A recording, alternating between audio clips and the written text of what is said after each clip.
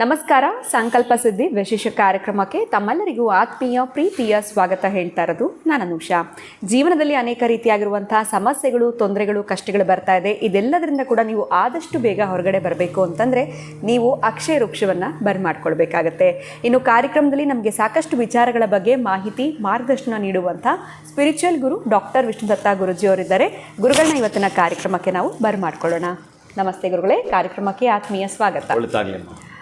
ಮನುಷ್ಯ ಅಂದಮೇಲೆ ಹಲವಾರು ರೀತಿಯಾಗಿರುವಂಥ ಸಮಸ್ಯೆಗಳು, ತೊಂದರೆಗಳು, ಒಬ್ಬೊಬ್ಬರಿಗೆ ಒಂದೊಂದು ರೀತಿಯಾಗಿರುವಂಥದ್ದು ಅಂತ ಹೇಳ್ಬೋದು.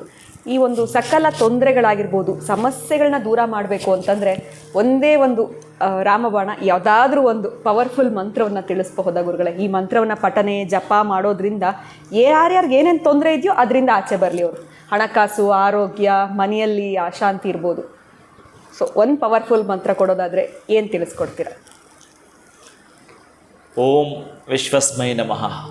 ನನ್ನ ಪ್ರೀತಿಯ ಬಂಧುಗಳೇ, ನೀವು ಕೇಳುವಂಥ ಪ್ರಶ್ನೆ ಏನು ಅಂದರೆ, ಯಾವುದಾದ್ರೂ ಒಂದು ಪವರ್ಫುಲ್, ಯಾವುದಾದ್ರೂ ಒಂದು ಶಕ್ತಿ ಇರುವಂಥ ಮಂತ್ರ, ಕೆಲವೊಂದನ್ನಷ್ಟೇ ಮಾಡಬಹುದು, ಇನ್ನು ಕೆಲವು ದೀಕ್ಷೆ ಇರ್ತವೆ, ಇನ್ನು ಕೆಲವೆಲ್ಲ ಗೋಪ್ಯ ಇರ್ತವೆ, ಹೇಳೋ ಹಾಗಿಲ್ಲ ಅಂತ ಹೇಳ್ತೀವಿ. ಅದು ಸಾಧ್ಯವೇ ಇಲ್ಲ. ಅಂದರೆ ಉಚ್ಚಾರವನ್ನೇ ಮಾಡಬೇಡ, ಅದು ಸಿದ್ಧಿ ಆಗಿರ್ತಕ್ಕಂಥದ್ದು ಕೆಲವಿರ್ತವೆ. ಅದಕ್ಕೆ ಈ ಸಿದ್ಧಿ ಪರಂಪರೆ ಅಂತ ಹೋದಾಗ ಸಿದ್ಧಿ ಆಗಿರ್ತಕ್ಕಂಥದ್ದು ಹಾಗೆಯೇ ಉಳ್ಕೊಂಡಿರುತ್ತೆ. ಅದು ಯಾರಾದರೂ ಅವರವರ ವಂಶಕ್ಕೆ ಹೋಗ್ತಕ್ಕಂಥವ್ರಿಗೆ ಆ ಮಂತ್ರಗಳ ಉಪದೇಶ ಇರುತ್ತೆ, ಕಂಟಿನ್ಯೂ ಆಗ್ತಿರ್ತವೆ. ಆದರೆ ಎಲ್ಲರೂ ಕೂಡ ಆ ನಿಷ್ಠೆಯಿಂದ, ಆ ಪ್ರಾಮಾಣಿಕತೆಯಿಂದ, ಅದೊಂದು ಮಿಲಿಟ್ರಿ ಡ್ಯೂಟಿ ಮಾಡಿದಾಗೆ, ಮೇಷ್ಟ್ರು ಡ್ಯೂಟಿ ಮಾಡಿದಾಗೆ ಈ ಸಿದ್ಧಿಗೆ ಸಂಬಂಧಪಟ್ಟ ಸಿದ್ಧಿಯ ಡ್ಯೂಟಿ ಕರೆಕ್ಟಾಗಿ ಮಾಡಬೇಕಾಗತ್ತೆ.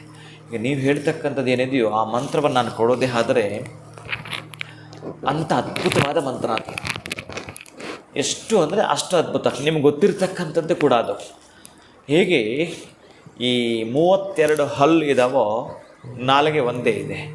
ನಮಗೆ 32 ತರಹದ ಸಮಸ್ಯೆಗಳು ಇದ್ದರೂ ಕೂಡ ಒಂದೇ ಒಂದು ಮಂತ್ರದ ಪರಿಹಾರ ಮಾಡ್ಕೊಳ್ತಕ್ಕಂಥದ್ದು ಇರುತ್ತೆ. ಎಷ್ಟು ತರಹದ್ದಿದ್ದಾವೋ ಅಷ್ಟು ಕೂಡ ಅಂದ್ಕೊಳ್ಳಿ ನೀವು.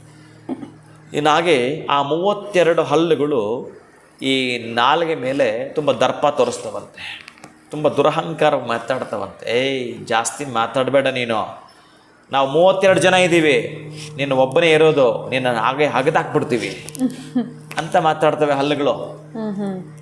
ಇಲ್ಲಪ್ಪ, ನಾನೇನು ಮಾತಾಡಲ್ಲ, ನೀವು ಯಾಕಂದರೆ ನಿಮ್ಮದೇ ಅಲ್ವಾ ಮೆಜಾರಿಟಿ ಇರೋದು, ನಿಮ್ಮದೇ ಮೆಜಾರಿಟಿ ಇರೋದು, ನಾನೇನು ಮಾತಾಡಲಿಕ್ಕೆ ಬರಲ್ಲ, ಆಯ್ತು ನೀವೇ ಹಾಕಿ. ಆಗ ಆ ನಾಲಿಗೆ ಹೇಳುತ್ತೆ ಆ 32 ಜನ ಇರ್ತಕ್ಕಂಥವ್ರಿಗೆ, ನೋಡು ಅಗೋ ಅಲ್ಲಿ ಬರ್ತಾ ನಾನು ಎದುರಿಗೆ, ಅವನ್ನೇನಾದರೂ ನಾನು ಕೆಟ್ಟದಾಗಿ ಬೈದೆ ಅಂತಂದರೆ ಅವನು ಬಂದು ಅಲ್ಲಿ ಉದುರಿಸ್ತಾನೆ, ನೀವು 32 ಜನ ಕೆಳಗಿಡ್ತೀರಿ. ನಾಲಿಗೆ ಒಂದಕ್ಕೆ ಅಷ್ಟು ಪವರ್ ಇರುತ್ತೆ, ನಾಲಿಗೆ ಒಂದಕ್ಕೆ ಅಷ್ಟು ಪವರ್ ಇರ್ತಕ್ಕಂಥದ್ದು ಇರುತ್ತೆ.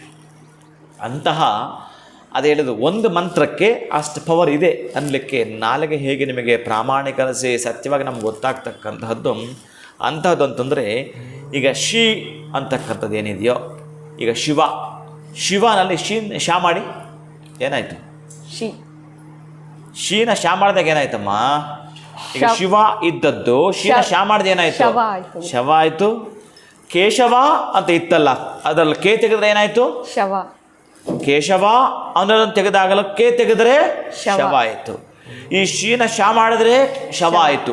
ನಮ್ಮ ಬದುಕು ಅಂತಹ ಜರ್ಜರಿತವಾಗಿದ್ದರೆ ಅನೇಕ ಕಷ್ಟ, ದುಃಖ, ದುಮ್ಮಾನ, ಈರ್ಷೆ, ಹಸು ಯಾವುದರಿಂದ ಆಗಿದೆಯೋ ಗೊತ್ತಿಲ್ಲ ಅಂತ ಎಲ್ಲದಕ್ಕೂ ಕೂಡ ರಾಮಬಾಣ ಅಂತಿದ್ದರೆ, ಹಗಲಿಗೆ ಒಬ್ಬ ಅಧಿಪತಿ, ഇരുಳಿಗೆ ಒಬ್ಬ ಅಧಿಪತಿ ಅಂಥವನನ್ನು ನೀವು ನೆನೆಯುವುದೊಂದೇ ನಿಮಗೆ ಉಳಿದಿರ್ತಕ್ಕಂತಹದ್ದು.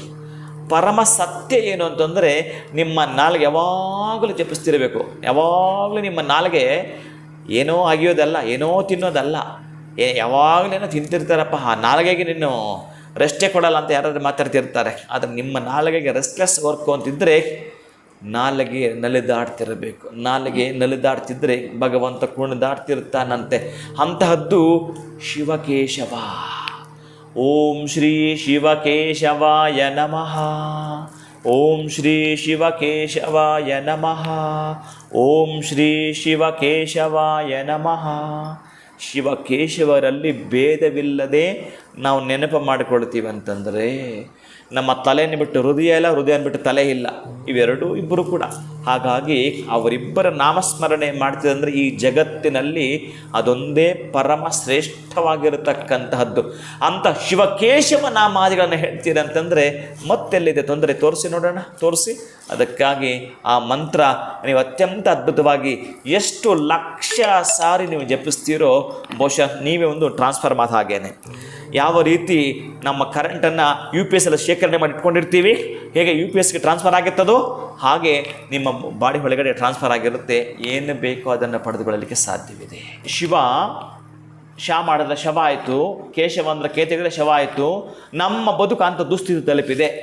ಏನೋ ಯಾವಾಗಲೂ ನಮ್ಮ ಬದುಕು ಎಂತ ಅಂತಂದ್ರೆ ಸ್ಮಶಾನ ಮೌನ. ನಮ್ಮಲ್ಲಿ ಏನು ಈ ಕಷ್ಟ ದುಃಖಗಳಿಂದ ಸತ್ತೋಗಿರೋಂಥ ಬದುಕು ನಮ್ಮದು.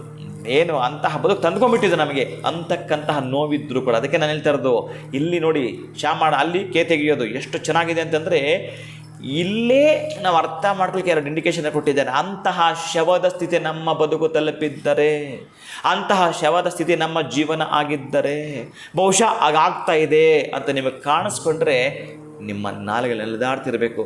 ನೀವು ಗುರುವಿನ ಉಪದೇಶ ಏನು ಆಗಿದೆಯೋ ಅದರ ಹಾಗೆ ಹೋಗ್ತಾ ಇರ್ತೀನಿ ಅಂತಂದರೆ ಅಂತಹದ್ದು ನೀವು ಸ್ನಾನ ಮಾಡ್ತಕ್ಕಂತಹದ್ದು, ಗಾನ ಮಾಡ್ತಕ್ಕಂತಹದ್ದು, ಪಾನ ಮಾಡ್ತಕ್ಕಂತಹದ್ದು, ಧ್ಯಾನ ಮಾಡ್ತಕ್ಕಂತಹದ್ದು, ಎಂತಹದ್ದೇ ಸ್ಥಿತಿಯಲ್ಲಾದರೂ ಕೂಡ ಈ ನಾಮ ಉಚ್ಚಾರಣೆ ಮಾಡ್ತಾ ಇರಿ. ಆಗ್ತಕ್ಕಂಥ ಉಪಯೋಗವನ್ನು ನೀವೇ ಕಂಡುಕೊಳ್ತೀರಿ. ಖಂಡಿತ ಗುರುಗಳೇ, ಎಲ್ಲೋ ಒಂದು ಕಡೆ ನಮಗೆ ಬಿಟ್ಬಿಟ್ರಿ ಇಷ್ಟು ಬಾರಿ ಅಥವಾ ಅಷ್ಟು ಬಾರಿ ಪಠನೆ ಮಾಡಬೇಕು, ಈ ದಿನ ಮಾಡಬೇಕು ಅನ್ನೋ ಯಾವುದೇ ರೀತಿಯಾಗಿರುವಂಥ ನಿರ್ಬಂಧನೆಗಳು ಇದರಲ್ಲಿಲ್ಲ. ನಮ್ಮ ಕೈಲಾದಷ್ಟು ಬಾರಿ ನಾವು ಶಿವಕೇಶವನ ಮಂತ್ರ ಪಠನೆ ಮಾಡೋದ್ರಿಂದ ನಮ್ಮ ಸಕಲ ಸಂಕಷ್ಟಗಳು ಕೂಡ ದೂರ ಆಗುತ್ತೆ ಅಂತ ತಿಳಿಸಿದ್ದೀರಾ. ಬಹಳ ಧನ್ಯವಾದಗಳು ತಮಗೆ. ನಮಸ್ಕಾರ. ಹರೇ ಶ್ರೀನಿವಾಸ. ಸೊ ಇನ್ನು ಎಷ್ಟು ಬಾರಿ ಪಠನೆ ಮಾಡಬೇಕು, ಯಾವಾಗ ಪಠನೆ ಮಾಡಬೇಕು ಅನ್ನೋ ನಿರ್ಧಾರವನ್ನು ನೀವೇ ಮಾಡಬೇಕಾಗತ್ತೆ. ಶಿವಕೇಶವ ನಂತರವನ್ನು ನೀವು ಯಾವ ರೀತಿ ಪಠನೆ ಮಾಡಬೇಕು ಅಂತ ಗುರುಗಳು ತಿಳಿಸ್ಕೊಟ್ಟಿದ್ದಾರೆ. ಕಾರ್ಯಕ್ರಮವನ್ನು ಮುಗಿಸುವಂತಹ ಸಮಯ ಆಗಿದೆ. ನಮಸ್ಕಾರ.